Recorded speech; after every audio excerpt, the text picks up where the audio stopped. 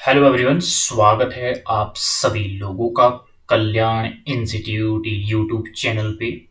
आज हम इस वीडियो के अंतर्गत पूर्ण प्रतियोगिता के अंतर्गत कीमत निर्धारण यानी कि प्राइसिंग अंडर परफेक्ट कंपटीशन के अंतर्गत किस तरह से दरअसल जो कीमत निर्धारण है वो किस तरह से होता है, क्या क्या कौन कौन से फैक्टर है जो यहाँ पे महत्वपूर्ण रोल अदा करते हैं। तो आज की इस वीडियो के अंतर्गत हम कंप्लीट रूप से ये समझेंगे कि परफेक्ट कंपटीशन यानी कि पूर्ण प्रतियोगिता के अंतर्गत कीमत निर्धारण वास्तव में किस तरह से होता है। तो आप इस वीडियो को अंत तक जरूर देखिएगा और अगर चैनल को अभी तक सब्सक्राइब नहीं किया है तो चैनल को जरूर सब्सक्राइब कर दीजिएगा। तो चलिए समझते हैं कि किस तरह से पूर्ण प्रतियोगिता के अंतर्गत कीमत का निर्धारण होता है। जो कीमत संतुलन है, कीमत संतुलन उस बिंदु पर होता है जिस कीमत स्तर पर वस्तु की मांग यानी कि डिमांड और सप्लाई यानी कि पूर्ति ये दोनों बराबर होती है। जिस प्राइस पॉइंट पे वस्तु और सेवाओं की डिमांड एंड सप्लाई दोनों बराबर हो वहां पर कीमत संतुलन होगा, वही कीमत संतुलित होगी। जैसे कि 40 रुपए प्रति इकाई कीमत पर 60 इकाइयां यानी कि 60 वस्तुएं उत्पादित की जाती है और इन 60 इकाइयों की मांग भी होती है यानी कि वो बिक जाती है। तो ऐसे में ये संतुलन की स्थिति होगी कि कोई भी एक उत्पादक है वो 60 इकाइयों को उत्पादित करता है और प्रति एक इकाई की वो 40 रुपए कीमत निर्धारित करता है। तो इस 40 रुपए कीमत पर ये 60 की 60 वस्तुएं वो बिक जाती है। तो ऐसे में ये 40 रुपए संतुलित कीमत होगी। अगर ऐसा हो 60 इकाइयां उत्पादित की गई है और यहां पे 40 की जगह 50 रुपए कीमत निर्धारित हो तो ऐसे में 50 रुपए कीमत होने पर अगर इसकी 40 इकाइयां ही बिक जाए तो ऐसे में क्या होगा, उत्पादन अधिक होगा और डिमांड कम होगी क्योंकि प्राइस अधिक है। अगर इसका उल्टा हो 40 रुपए की जगह 30 रुपए कीमत निर्धारित हो तो ऐसे में 60 इकाइयां उत्पादित करता है उत्पादक, तो 60 इकाइयां तो बिक गई लेकिन फिर भी जो डिमांड है मार्केट में वो अधिक है, वो 70 इकाइयों की है। तो ऐसे में क्या है, ऐसे में डिमांड अधिक है सप्लाई कम है।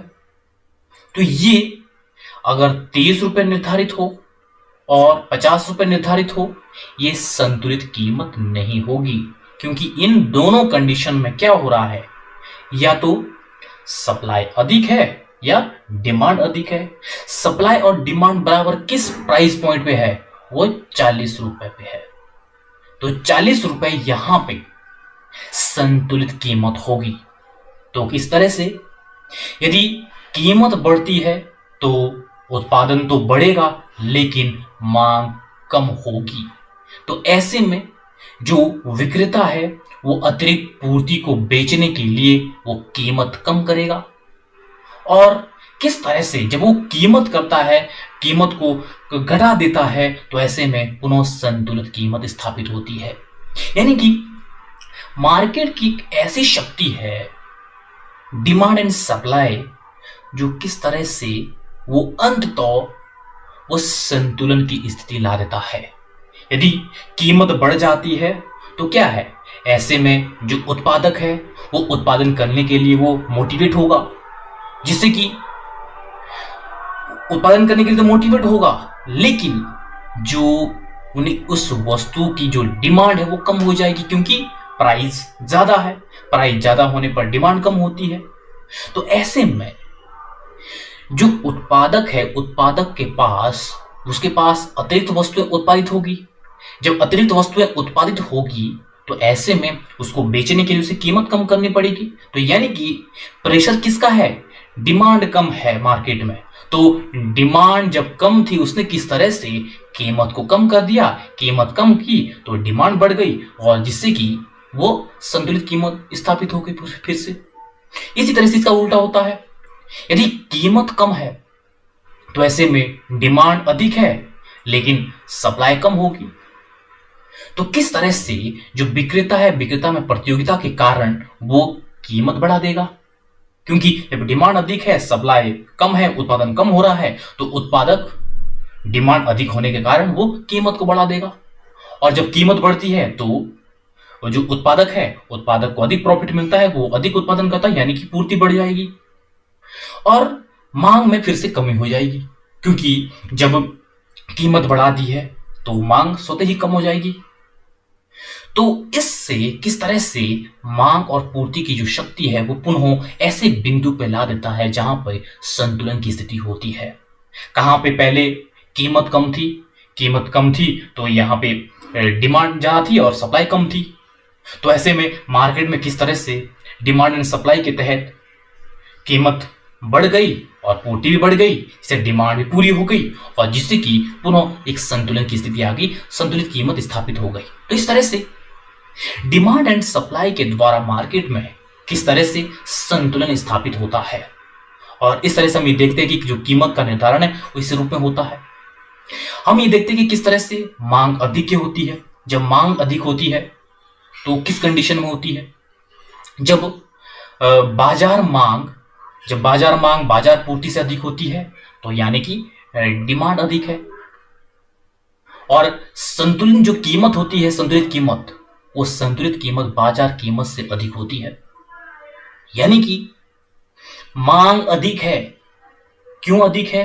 क्योंकि यहां पे सप्लाई कम है, इसीलिए मांग वो पूरी नहीं हो रही है। तो ऐसे में जो संतुलित कीमत है वो संतुलित कीमत बाजार कीमत से अधिक होगी। बाजार में सप्लाई कम है, डिमांड ज्यादा है, जिसकी वजह से प्राइस ज्यादा है, वो संतुलित कीमत से अधिक होगा। और यहां पे विक्रेताओं के बीच वस्तु को खरीदने के लिए प्रतियोगिता होती है, क्योंकि यहां पे उत्पादन कम है, मांग अधिक है। तो ऐसे में उपभोक्ता की जो जरूरतें हैं वो पूरी नहीं होगी, उनमें प्रतियोगिता होगी कि मुझे मिले या मुझे मिले। तो ऐसे में जो क्रेता है वो अधिक कीमत देने के लिए भी तैयार होगा, क्योंकि मार्केट में वस्तुएं कम है। और कीमत में वृद्धि की प्रवृत्ति किस तरह से? जिससे बाजार मांग में कमी होती है तथा बाजार पूर्ति में वृद्धि हो जाती है। उसके फलस्वरूप जब कीमत में वृद्धि होगी तो इससे बाजार मांग कम होगी और बाजार पूर्ति में इससे किस तरह से जब कोई किसी वस्तु की कीमत बढ़ जाती है तो ऐसे में जो उत्पादक अधिक उत्पादन करता है, जिससे कि पूर्ति बढ़ जाती है और जब पूर्ति बढ़ती है तो बाजार में जो डिमांड अधिक है, जो डिमांड फुलफिल नहीं हो रही है वो डिमांड फुलफिल होती है और जिससे कि अंततः जो हमारी मार्केट डिमांड है और वो मार्केट सप्लाई है वो दोनों बराबर हो जाती है, उस संतुलित स्थिति में आ जाती है। क्योंकि मार्केट में एक ऐसी शक्ति है डिमांड एंड सप्लाई की, जो अंततः डिमांड एंड सप्लाई के तहत जो संतुलित कीमत है वो निर्धारित होती है। और इसी तरह से पूर्ति अधिक, जब पूर्ति अधिक होती है तो किस तरह से बाजार पूर्ति यहां पे बाजार मांग से अधिक होती है। यानी कि मार्केट में किस तरह से यहां पे पूर्ति अधिक है, यानी कि बाजार पूर्ति बाजार मांग से अधिक है, यानी कि जितनी डिमांड है उससे कई ज्यादा उत्पादन हो रहा है और इस वजह से संतुलित कीमत बाजार कीमत से कम होती है। कि जो संतुलित कीमत है, जिस कीमत पर, जिस प्राइस पॉइंट पर डिमांड एंड सप्लाई बराबर हो सकती है, उस पॉइंट से बाजार कीमत कहीं नीचे है, यानी कि बाजार कीमत से नीचे पर उसे बेचा जा रहा है, क्योंकि डिमांड उस हिसाब से नहीं है जिस हिसाब से सप्लाई है, जिस हिसाब से उत्पादन हो रहा है। और यहाँ पे विक्रेताओं के बीच वस्तु को बेचने की प्रतियोगिता होती है कि मेरी वस्तुएं बिके बाजार में या मेरी वस्तुएं बिके। तो इस तरह से वो कम कीमत पर भी वस्तु को बेचने के लिए तैयार होता है, यानी कि कीमत में कमी की प्रवृत्ति से, जिससे जो बाजार मांग है, बाजार मांग में वृद्धि हो जाती है। जब वो एक उत्पादक अपने अतिरिक्त उत्पादन को बेचने के लिए वो कीमत को कम करता है, घटा देता है, तो ऐसे में बाजार मांग बढ़ जाती है, क्योंकि जब कीमत कम होगी तो लोग अधिक संख्या में खरीदेंगे।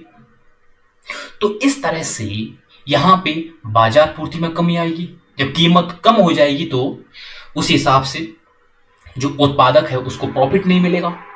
प्रॉफिट नहीं मिलेगा तो वह उत्पादन को घटा देगा, कम करेगा, और जिससे कि अंततः बाजार में जो हमारी बाजार मांग यानी कि बाजार डिमांड और बाजार पूर्ति यानी कि बाजार सप्लाई, ये दोनों बराबर हो जाती है। तो इस तरह से किस तरह से बड़ा ही इंटरेस्टिंग है। एक व्यवहारिक जीवन में हम देखते हैं कि किस तरह से जो डिमांड एंड सप्लाई है वो उसमें अपने आप में इस तरह की शक्ति होती है जो एक संतुलित कीमत पर ले आता है कि अगर कीमत अधिक होगी तो लोग डिमांड कम करेंगे, अगर यहाँ पे कीमत अधिक है तो लोग अधिक उत्पादन करेंगे, और अधिक कीमत पर उस हिसाब से डिमांड नहीं होगी, और अगर कीमत कम है तो उत्पादन लोग उस हिसाब से करेंगे, सीमित मात्रा में करेंगे, लेकिन जो डिमांड है वो बढ़ जाएगी। तो इस तरह से डिमांड एंड सप्लाई में वो ताकत है जो किस तरह से बाजार में एक संतुलन की स्थिति ला देती है अंततः। तो इस तरह से ये मांग अधिक होने की स्थिति और पूर्ति अधिक होने की स्थिति है। अब हम इसके बाद कीमत सिद्धांत में समय तत्वों के महत्व को समझेंगे कि किस तरह से जो कीमत का निर्धारण है इसमें किस तरह से समय तत्वों का रोल होता है। मार्शल एक अर्थशास्त्री है जिसने कीमत निर्धारण में समय तत्वों के महत्व का विश्लेषण किया। यहाँ पे जो कीमत सिद्धांत में समय तत्वों का जो महत्व है वो हम मार्शल के अनुसार समझेंगे कि मार्शल ने किस तरह से कीमत निर्धारण में समय तत्वों के महत्व का विश्लेषण किया, किस तरह से इन्होंने अपने इस सिद्धांत में बताया है कि समय तत्वों का क्या रोल है कीमत निर्धारण में। उन्होंने कहा है कि जब मांग में वृद्धि या कमी होती है तो किस तरह से पूर्ति में वृद्धि या कमी उसी समय नहीं होती है। जिस समय जब मांग में वृद्धि या कमी होती है उसी वक्त पूर्ति में वृद्धि या कमी नहीं होती है। पूर्ति में परिवर्तन उत्पादन के पैमाने, आकार, संगठन और वस्तु की प्रकृति और समय अवधि आदि पर यह निर्भर करता है। कि मार्शल ये बताते हैं कि जो पूर्ति में जो परिवर्तन है वो इन सब के चलते होता है कि उत्पादन का पैमाना क्या है, आकार क्या है, संगठन क्या है, प्रकृति क्या है, समय अवधि क्या है, इन सब पे निर्भर करता है। और किस तरह से यहाँ पे जो नाशवान वस्तुएं हैं जो जल्दी नष्ट हो जाती है, और नाशवान वस्तुओं का जो कीमत निर्धारण है वो किस तरह से होता है। थोड़ी समय अवधि में अधिक महत्व नाशवान वस्तुओं के लिए कहीं ज़्यादा रखता है, क्योंकि यहाँ पे जो नाशवान वस्तुएं वो जल्दी खराब हो जाती है। तो ऐसे में कम समय अवधि, थोड़ी समय अवधि इनके लिए बहुत ही महत्वपूर्ण होती है, महत्वपूर्ण रोल इन वस्तुओं के लिए रखती है। और इस तरह से जो टिकाऊ वस्तुएं हैं, टिकाऊ वस्तुएं जिनकी शेल्फ लाइफ है वो ज़्यादा होती है, तो इनके लिए लंबी समय अवधि अधिक महत्वपूर्ण होती है, और इनके लिए अलग अलग तरह से कीमत निर्धारण का जो समय तत्व है वो अलग अलग तरह से रोल अदा करता है। तो कीमत निर्धारण में मांग एवं पूर्ति में कौन सी शक्ति अधिक प्रबल है वह इस समय अवधि पर निर्भर करती है कि किस तरह से कीमत निर्धारण में मांग और पूर्ति में कौन सी शक्ति अधिक प्रबल रहेगी वो ये समय अवधि निर्धारित करती है, उनमें वो निर्भर करता है। समय अवधि जितनी कम होगी कीमत निर्धारण में मांग का उतना ही अधिक प्रभाव होगा। यानी कि अगर समय अवधि कम है तो यहाँ पे कम समय अवधि में हम सप्लाई को तो नहीं बढ़ा पाएंगे, जब सप्लाई को नहीं बढ़ा पाएंगे, सप्लाई हमारी स्थिर होगी, लगभग स्थिर होगी, तो ऐसे में यहाँ पे डिमांड का दबदबा होगा। डिमांड यानी कि मांग की वजह से कीमत का निर्धारण होगा। अगर यहाँ पे मांग अधिक होगी तो किस तरह से कीमत को बढ़ाया जाएगा, मांग कम होगी तो कीमत को भी कम किया जाएगा, क्योंकि हमारे पास कम समय अवधि होगी। और जितनी समय अवधि अधिक होगी तो ऐसे में कीमत का निर्धारण, पूर्ति का प्रभाव यहाँ पे उसमें अधिक देखा जाएगा, क्योंकि लंबी समय अवधि में अपने आप में एक लंबा समय होता है और यहाँ पे हम उत्पादन को मांग के अकॉर्डिंग घटा बढ़ा सकते हैं। जिस हिसाब से मांग होगी, अगर मांग अधिक होगी तो हम लंबे समय अवधि में उत्पादन अधिक कर पाएंगे। अगर मांग कम है तो ऐसे हम उत्पादन को कम करेंगे। तो इस तरह से लंबी समय अवधि में कीमत का निर्धारण वो सप्लाई यानी कि पूर्ति के अनुसार होता है। और कीमत निर्धारण में मार्शल ने मांग और पूर्ति के में जो संतुलन है, उस संतुलन के संदर्भ में 3 समय अवधि के संदर्भ में इन्होंने बांटा है कि किस तरह से जो मांग एवं पूर्ति में जो संतुलन है, इनकी सहायता से जो कीमत का निर्धारण है वह किस तरह से होता है। इनको इन्होंने 3 समय अवधि में बांटा है, जिसके माध्यम से हम समझेंगे कि किस तरह से कीमत का निर्धारण इन 3 समय अवधि में अलग अलग तरह से होता है और इनका अलग अलग तरह से रोल होता है। तो चलिए समझते हैं एक एक करके कि ये 3 समय अवधि किस तरह से है और मार्शल ने इन 3 समय अवधि के माध्यम से किस तरह से कहा है कि कीमत का निर्धारण किस रूप में किस तरह से होगा। तो सबसे पहले बाजार अवधि। बाजार अवधि कीमत यानी कि मार्केट प्राइस या मार्केट पीरियड प्राइस, कि किस तरह से जो मार्केट पीरियड है उसके अनुसार प्राइस किस तरह से निर्धारित होता है। बाजार अवधि जो कीमत है वो किस तरह से यहाँ पे मार्शल ने ये बताने का यहाँ पे प्रयास किया कि ये सबसे छोटी समय अवधि होती है, सबसे अल्प समय अवधि होती है, यानी कि इसे हम अति अल्प समय अवधि कहते हैं। और इसके माध्यम से मार्शल ने किस तरह से बताया कि जो कीमत का निर्धारण है वो किस रूप में होगा। बाजार जो अवधि है, इसमें जो कीमत पाई जाती है वो बाजार कीमत कहलाती है, यानी कि बाजार कीमत निर्धारित करता है। और बाजार अवधि जो मार्शल ने बताया है कि जो बाजार अवधि है, जो मार्केट पीरियड है, वो अति अल्प अवधि है। अति अल्प अवधि बताया है बाजार अवधि कीमत को। और इसमें किस तरह से वस्तु की पूर्ति स्थिर होती है और जिस कारण कीमत मांग द्वारा निर्धारित होती है। यानी कि जब, जैसा हमने पहले समझा पहली वाली स्लाइड में, कि जब समय अवधि बिल्कुल कम होगी, छोटी समय अवधि होगी, तो यहाँ पे पूर्ति का रोल लगभग शून्य होगा, पूर्ति लगभग स्थिर होगी। तो यहाँ पे कीमत निर्धारण में डिमांड का रोल ज्यादा होगा, डिमांड के द्वारा कीमत का निर्धारण किया जाएगा। और मार्शल ने इस समय अवधि को कुछ दिनों या सप्ताह की कहा है कि कुछ दिन या सप्ताह का ये जो टाइम पीरियड है ये हो सकता है जो अल्प अवधि है। और बाजार अवधि में कीमत का निर्धारण यहाँ पे नाशवान वस्तुएं और टिकाऊ वस्तुओं के लिए अलग अलग रूप में मार्शल ने बताया है कि किस तरह से जो जल्दी नष्ट होती है वस्तुएं, उनके लिए किस तरह से यहाँ पे कीमत का निर्धारण होता है, और जो टिकाऊ वस्तु है उसके लिए किस तरह से कीमत का निर्धारण होता है। तो सबसे पहले यहाँ पे नाशवान वस्तु को ही समझ लेते हैं।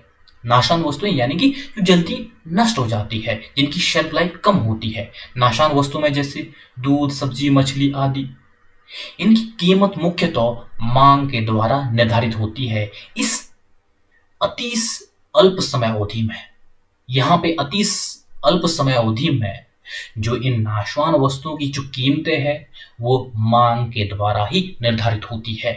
इन पर पूर्ति का कोई प्रभाव यहाँ पे नहीं पड़ता है, क्योंकि इनकी पूर्ति स्थिर होती है और उसी दिन इन वस्तुओं को नहीं बढ़ाया जा सकता है, इनकी पूर्ति नहीं बढ़ाई जा सकती है। नाशवान वस्तुओं की जो मार्केट अवधि है, वो मार्केट अवधि का पूर्ति वक्र पूर्ण तो वहां पे बेलुस्तार होता है। यानी कि यहाँ पे पूर्ति पूर्ण तो बेलुस्तार होती है नाशवान वस्तुओं की मार्केट अवधि में, क्योंकि मार्केट अवधि अल्प है, और एक तो अल्प अवधि है, और दूसरा ये कि जो नाशवान वस्तु है जल्दी नष्ट हो जाती है, इसकी शेल्फ लाइफ कम होती है।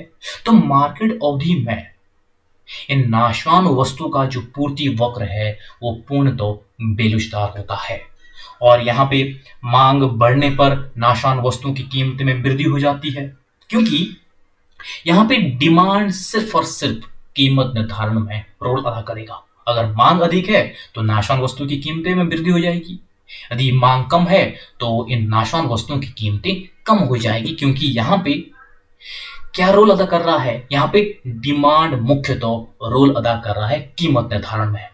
और इसी तरह से जो टिकाऊ वस्तुएं हैं, टिकाऊ वस्तुओं के संदर्भ में मार्शल ने क्या कहा, इन्होंने कहा है कि बहुत सी वस्तुएं टिकाऊ होती है जिन्हें हम स्टॉक के रूप में रख सकते हैं, यानी कि जिन्हें स्टॉक में रखा जा सकता है, यानी कि स्टोर करके रखा जा सकता है, इनकी शेल्फ लाइफ ज्यादा होती है। और मांग बढ़ने के साथ साथ जब कीमतों में वृद्धि होती है तो लोग क्या करते हैं, अपने स्टॉक में से उसकी पूर्ति बढ़ाने लगते हैं मार्केट में, और वो भी कुछ सीमा तक बढ़ाते हैं, क्योंकि उत्पादन तो नहीं हो रहा है। उत्पादन इस अति अल्प समय अवधि में उत्पादन ना तो नाशवान वस्तु का हो रहा है और ना ही इन टिकाऊ वस्तुओं का हो रहा है जिस तरह से होना चाहिए, जो डिमांड के अकॉर्डिंग सप्लाई हो सके। लेकिन यहां पे इसी तरह से जो टिकाऊ वस्तुएं हैं उनका भी उत्पादन नहीं हो रहा है, वो भी उत्पादन स्थिर है। तो यहां पे हम इन वस्तुओं को सिर्फ और सिर्फ स्टोर कर सकते हैं, क्योंकि इसकी शेल्फ लाइफ ज्यादा है। जब मार्केट में डिमांड बढ़ेगी, कीमत में वृद्धि होगी, तो हम अपने जो स्टॉक जो रखा हुआ है, जमा करके रखा हुआ है, स्टोर करके रखा हुआ है, उसमें से निकाल निकाल करके हम मार्केट में उसकी सप्लाई करते हैं, वो भी कुछ सीमा तक उसकी लिमिट है, क्योंकि उत्पादन पीछे से नहीं हो रहा है। तो ऐसी वस्तु में क्या आती है, जैसे कपड़ा, गेहूं, चाय आदि ये वस्तुएं आती है। और इस प्रकार की जो वस्तुएं हैं, इन वस्तुओं की जो कीमत स्तर है वो दो तरह की होती है। वो किस तरह से, पहला है न्यूनतम कीमत, यानी कि मिनिमम प्राइस। जो मिनिमम प्राइस है, इससे कम कीमत होने पर जो विक्रेता है वो अपनी वस्तु को बिल्कुल भी इन वस्तुओं को नहीं बेचेगा। जो मिनिमम प्राइस है वो टिकाऊ वस्तुओं पर है, क्योंकि उनको हम स्टोर कर सकते हैं। अगर हमें मिनिमम प्राइस नहीं मिला तो हम नहीं बेचेंगे मार्केट में, उसको हम स्टोर ही करेंगे। तो मिनिमम प्राइस यहां पे अप्लाई होता है, क्योंकि हम इन वस्तुओं में स्टोर करने की क्षमता है, इनकी शेल्फ लाइफ ज्यादा है।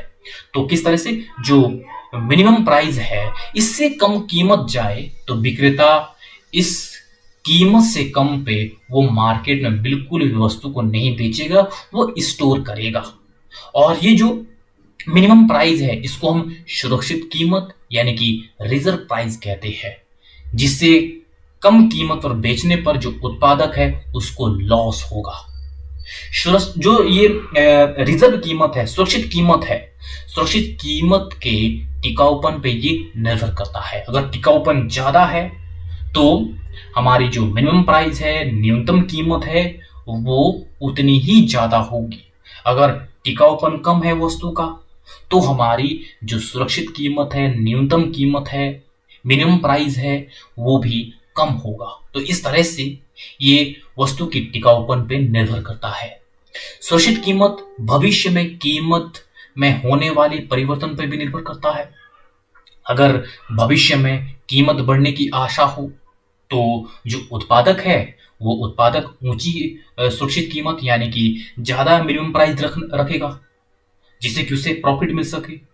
अगर उसे ये लगे कि भविष्य में इन वस्तुओं की कीमतें कम हो सकती है तो ऐसे में जो उत्पादक है वो उन वस्तुओं की जो कीमतें हैं वो कम कर देगा, यानी कि मिनिमम प्राइस को घटा देगा। तो इस तरह से यहाँ पे जो मिनिमम प्राइस है, जो सुरक्षित कीमत है, वो भी भविष्य में कीमतों में होने वाले परिवर्तन के अनुसार भी निर्धारित होती है, डिसाइड होती है।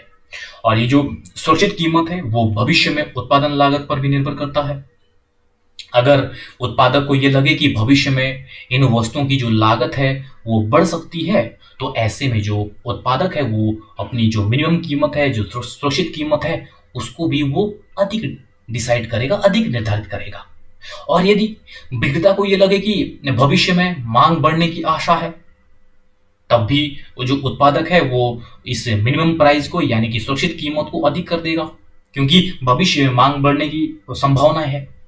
और मांग कम होने की संभावना की स्थिति में वो जो सुरक्षित कीमत है उसको कम रखेगा।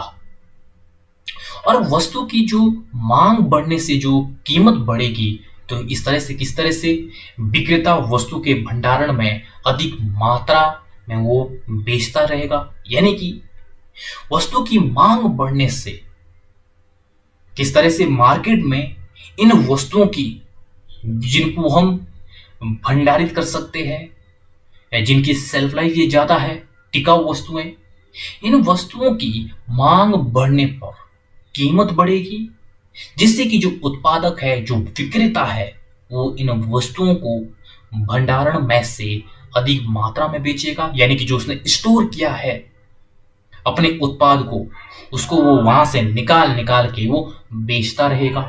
वो तब तक बेचेगा जब तक कि मांग बढ़कर अधिकतम कीमत पर नहीं पहुंच जाती है, और जिस पर वो जो वस्तु का जो पूर्ण भंडारण है वो बेच देगा। यानी कि मांग बढ़ी, कीमत बढ़ी, जो उत्पादक है, उत्पादक अपने सारे इस जो स्टोर किया हुआ माल है उसको बेचता रहेगा।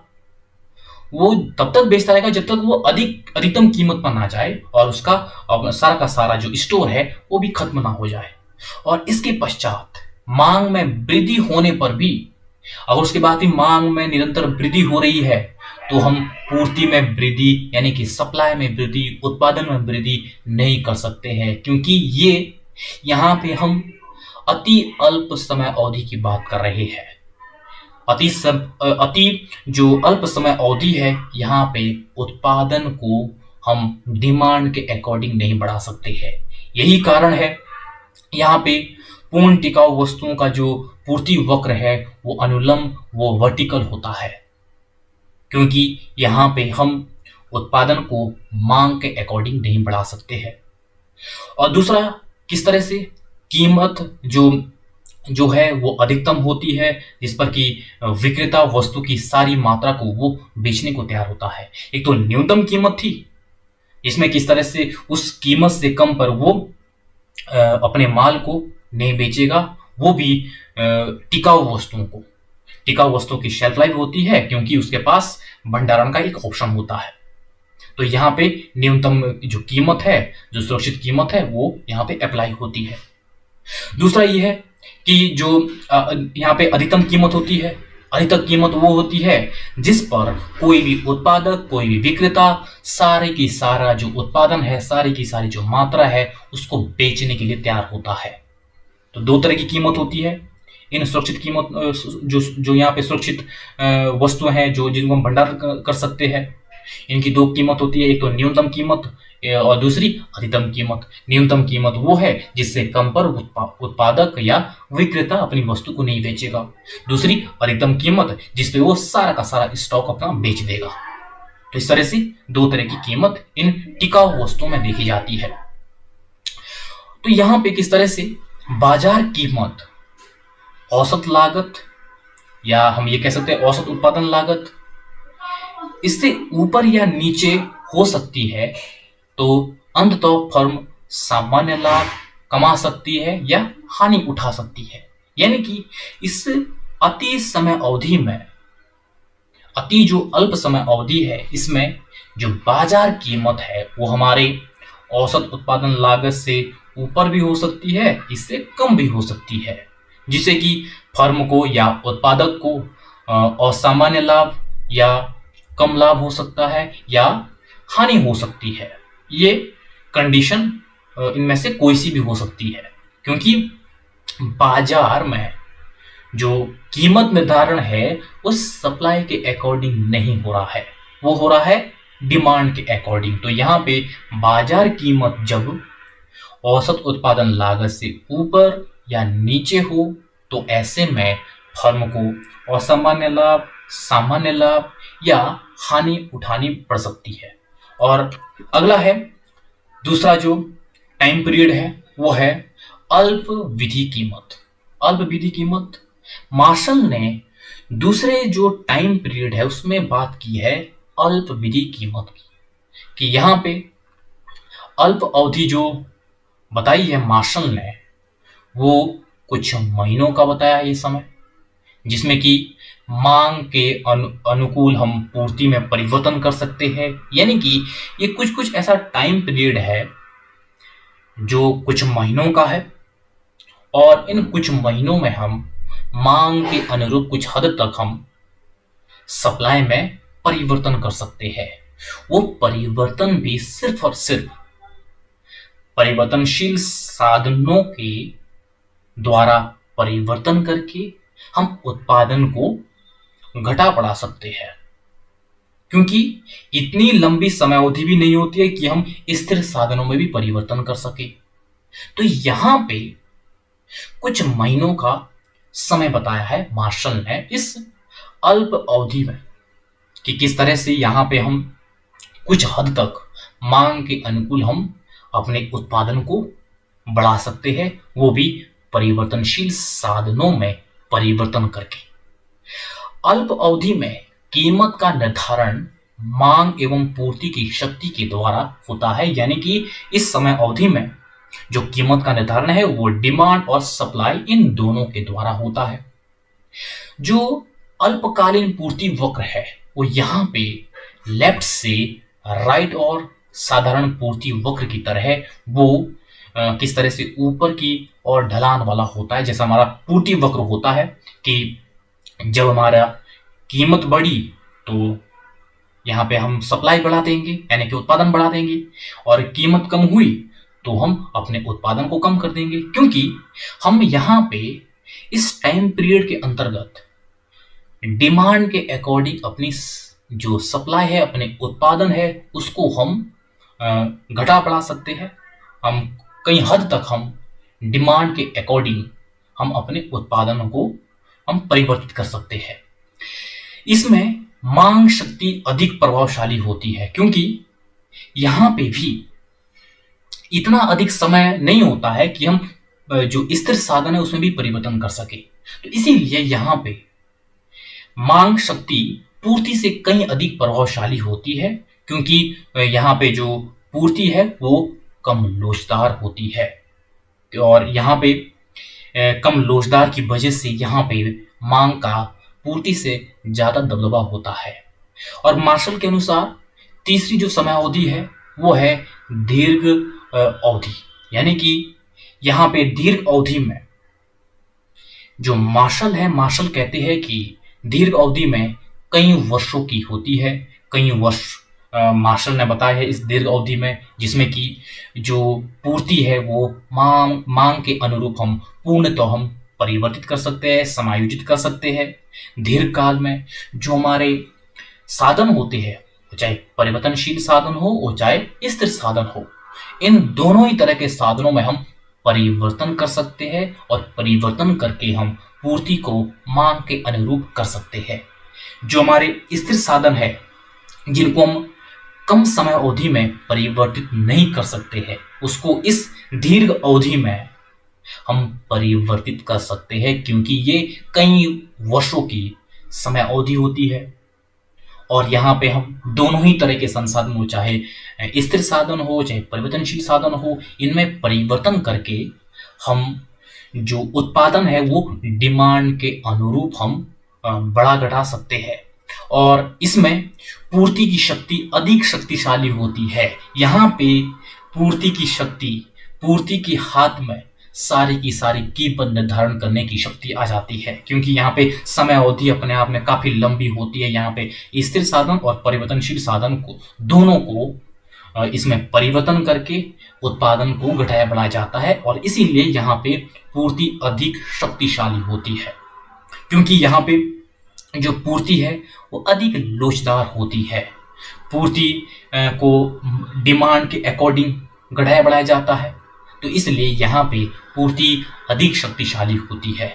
और यहाँ पे इस तरह से आज जो इस वीडियो के अंतर्गत हमने ये समझा कि किस तरह से मार्शल ने बताया है कि अपने कीमत निर्धारण सिद्धांत के द्वारा कि किस तरह से यहाँ पे मार्केट में समय तत्व महत्वपूर्ण रोल अदा करता है और इन समय तत्वों के अकॉर्डिंग जो कीमत निर्धारण है वो कीमत निर्धारण होता है। और जहां पे मार्शल ने 3 समय अवधि में बांटा है और इन 3 समय अवधि में किस तरह से अलग अलग तरह से कीमत निर्धारण होता है, किस तरह से कहीं डिमांड अधिक रोल अदा करती है कीमत निर्धारण में, कहीं सप्लाई ज़्यादा रोल अदा करती है कीमत निर्धारण में। तो इस तरह से यहाँ पे मार्शल ने कंप्लीट रूप से इस कीमत सिद्धांत में ये बताया कि किस तरह से जो नाशवान वस्तुएं हैं उनका कीमत निर्धारण किस तरह से होता है, जो टिकाऊ वस्तुएं हैं उनका निर्धारण किस तरह से होता है। तो कंप्लीट रूप से कीमत सिद्धांत के अंतर्गत मार्शल ने ये बताने का प्रयास किया है कि कीमत का निर्धारण परफेक्ट कंपटीशन में दरअसल होता किस तरह से है। तो आज की इस वीडियो के अंतर्गत हमने एक कंप्लीट रूप से समझा कि पूर्ण प्रतियोगिता के अंतर्गत कीमत का निर्धारण किस तरह से होता है। तो मुझे उम्मीद है कि आपके लिए जो ये आज की वीडियो है ये वीडियो काफ़ी उपयोगी रही होगी। और अगर चैनल को अभी तक सब्सक्राइब नहीं किया है तो चैनल को जरूर सब्सक्राइब कर दीजिएगा और मुझे दीजिएगा इजाज़त। और आप सभी लोगों का बहुत बहुत शुक्रिया।